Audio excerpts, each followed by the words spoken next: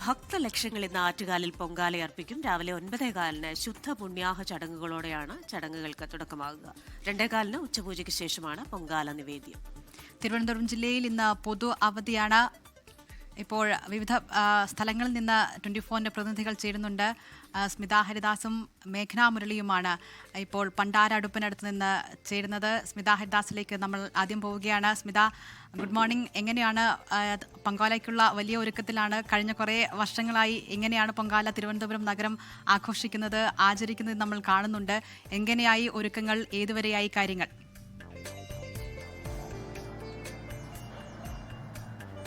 Dilna Christina, good morning.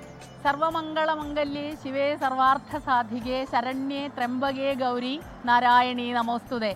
അത്രയും ഭക്തിസാന്ദ്രമാണ് ഈ അന്തരീക്ഷം. നമ്മൾ അവിടെ നിന്ന് റിപ്പോർട്ട് ചെയ്യാൻ വരുന്നവർ പോലും ഈ ഭക്തിയുടെ ഈ ഒരു നാദധാരയിൽ നമ്മളിങ്ങനെ അലിഞ്ഞലിഞ്ഞു പോകുന്നത് നമുക്ക് ഇവിടെ നിൽക്കുമ്പോൾ നമുക്ക് അനുഭവിക്കാൻ കഴിയുന്നുണ്ട്. ഇന്നലെ രാവിലെ തുടങ്ങിയ തിരക്കാണ് ഭക്തജനങ്ങളുടെ. ഇന്നലെ തന്നെ നമുക്കറിയാം, എല്ലാ വർഷവും അങ്ങനെ തന്നെയാണ്. ദിവസങ്ങൾക്ക് മുൻപേ തന്നെ ഇവിടെ വരുന്നു. സ്വന്തക്കാരുടെ വീടുകളുണ്ടെങ്കിൽ, ബന്ധുക്കളുടെ വീടുകളുണ്ടെങ്കിൽ, സുഹൃത്തുക്കളുടെ വീടുകളുണ്ടെങ്കിൽ, അല്ലെങ്കിൽ പൊങ്കാലയുടെ അന്ന് വന്ന് പരിചയപ്പെട്ട് പിന്നെ സുഹൃത്തുക്കളായി മാറിയ തിരുവനന്തപുരം നഗരം ഇങ്ങനെ ആറ്റുകാൽ പൊങ്കാലയ്ക്ക് വേണ്ടി ഒരുങ്ങുന്നത് കാണാൻ വളരെ സൗന്ദര്യമുള്ളൊരു കാഴ്ചയാണ്. ഇന്നലെ രാത്രി മുഴുവൻ നമ്മളത് കാണുകയായിരുന്നു. ഇങ്ങനെ നഗരവീഥി മുഴുവനും തിരക്കായിരുന്നു. പ്രത്യേകിച്ച് ഭക്തജനങ്ങൾ, സ്ത്രീകൾ, അവരിങ്ങനെ ഉത്സവം പോലെ ഇങ്ങനെ കൊണ്ടാടുന്ന ഒരു ദിവസം. അതൊരു ദേശീയ ഉത്സവം പോലെയാകുന്നു. ഇന്നിപ്പോൾ ഇതാ രാവിലെ തന്നെ ദേവിയെ കണ്ട് തൊഴുത് അതിനുശേഷം പൊങ്കാല ഇടാനുള്ള തിരക്കിലേക്ക് പോവുകയാണ് ഭക്തർ. ഇന്നത്തെ ദിവസത്തിൻ്റെ ഒരു പ്രത്യേകത എന്ന് പറഞ്ഞാൽ ഇന്ന് ഉച്ച കഴിഞ്ഞ് ചന്ദ്രഗ്രഹണമുണ്ട്.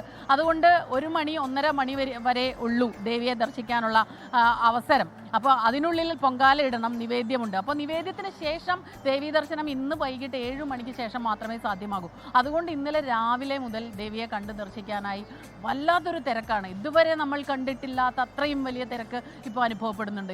ഇന്ന് വെളുപ്പിന് നമ്മൾ ഇങ്ങോട്ട് റിപ്പോർട്ട് ചെയ്യാനുള്ള വരവ് അതിരാവിലെ നമ്മൾ ഇങ്ങോട്ട് വരും. കാരണം അത്രയ്ക്ക് തിരക്കാണ്. ആ തിരക്കിൽ ഇത് ഈ രാത്രി എന്നോ പകലെന്നോ നമുക്ക് മനസ്സിലാക്കാൻ പറ്റില്ല. അത്രയും ഇതായിട്ടുള്ള തിരക്കാണ്. ഇപ്പോൾ ദേവിയെ കണ്ട് ദർശിച്ച് നാമജപങ്ങളോടെ നിൽക്കുന്ന ഭക്തജനങ്ങളെയാണ് നമ്മൾ കാണുന്നത്.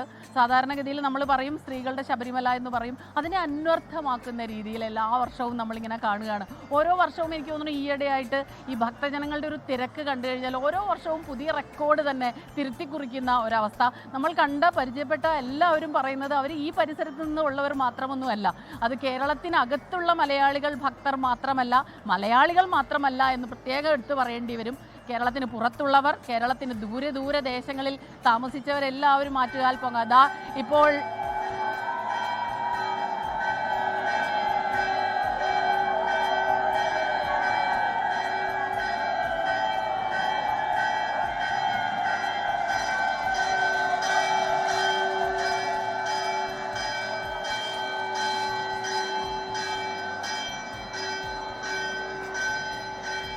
നട തുറന്നിരിക്കുകയാണ്. ഭക്തജനങ്ങൾ നാമജപങ്ങളോടെ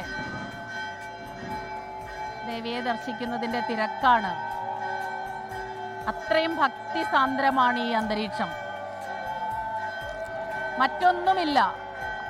അവർ എത്രയോ കാലങ്ങളായി കാത്തിരിക്കുന്നവരുണ്ട് ദേവിയെ കണ്ട് ദർശിക്കാൻ. മനസ്സിലൊന്ന് ആഗ്രഹിച്ചാൽ ദേവി കൂടെ ഉണ്ടാകും എന്നുള്ളൊരു വിശ്വാസമുണ്ട്. ഐതിഹ്യം അനുസരിച്ചിട്ടാണെങ്കിലും ഈ പൊങ്കാല അത് നിറഞ്ഞു തുളുമ്പുമ്പോൾ ഹൃദയം, ദേവിയുടെ മനസ്സ് നിറയും. അതനുസരിച്ച് ഭക്തരുടെ മനസ്സും നിറയും.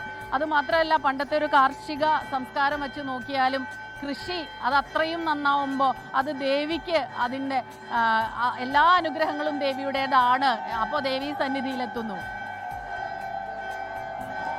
ആറ്റുകാൽ പൊങ്കാല നടക്കുന്ന ആറ്റുകാൽ ക്ഷേത്ര പരിസരത്ത് നിന്നാണ് സ്മിത ഹരിദാസ് വിവരങ്ങൾ നൽകുന്നത്. ലോകത്തെവിടെയായാലും ഏത് സമയത്തും 24 വാർത്തകളും ഓഗ്മെന്റഡ് റിയാലിറ്റി പാക്കേജുകളും എക്സ്പ്ലെയിനറുകളും വിശദമായി കാണാൻ ഞങ്ങളുടെ യൂട്യൂബ് ചാനൽ നിങ്ങൾക്ക് സബ്സ്ക്രൈബ് ചെയ്യാം.